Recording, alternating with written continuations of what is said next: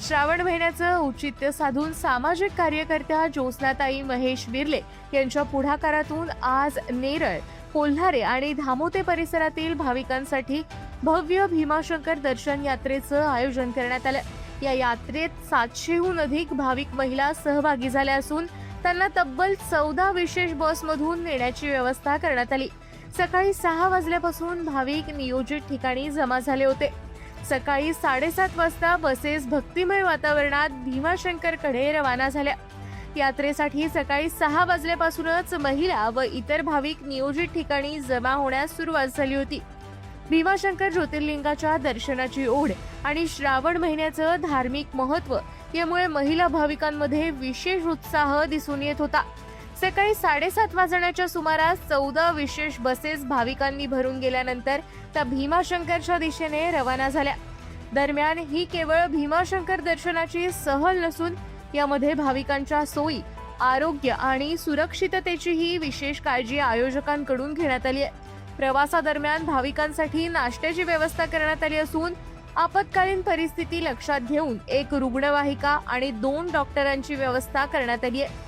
तसंच आवश्यक वैद्यकीय सुविधा, मेडिकल गोळ्या आणि इतर आरोग्यविषयक मदतही उपलब्ध करून देण्यात आली। प्रत्येक भाविकाला ओळखपत्र देण्यात आल्याने यात्रेचं नियोजन अधिक शिस्तबद्ध आणि सुरक्षित पद्धतीने करण्यात आलंय। विशेष म्हणजे या यात्रेचं आयोजन करणाऱ्या ज्योत्स्नाताई विर्ले आणि त्यांचे पती पंचायत समिती सदस्य महेश विर्ले हे देखील भाविकांसोबत यात्रेत सहभागी झाले। महेश विर्ले आणि ज्योत्स्नाताई विर्ले हे दोघेही परिसरात सामाजिक कार्यात नेहमीच सक्रिय असतात। दरम्यान श्रावण महिन्यात भगवान शंकराच्या 12 ज्योतिर्लिंगांपैकी एक असलेल्या भीमाशंकर ज्योतिर्लिंगाचं दर्शन घेण्याची संधी मिळाल्याने सर्वच भाविकांमध्ये मोठा उत्साह दिसून आला।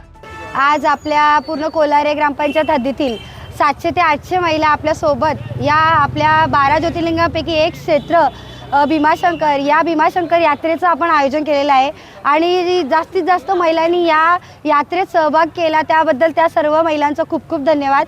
आणि आज आपण आपल्या सगळ्या महिलांची काळजीपूर्वक आपण यात्रा करणार आहेत। यामध्ये 2 डॉक्टर, एक ॲम्ब्युलन्स, प्रत्येक बसमध्ये 2-2, 3-3 व्यक्ती ठेवलेले आहेत आपल्या आणि आपले ID कार्डसुद्धा आपले त्यांना दिलेले आहेत।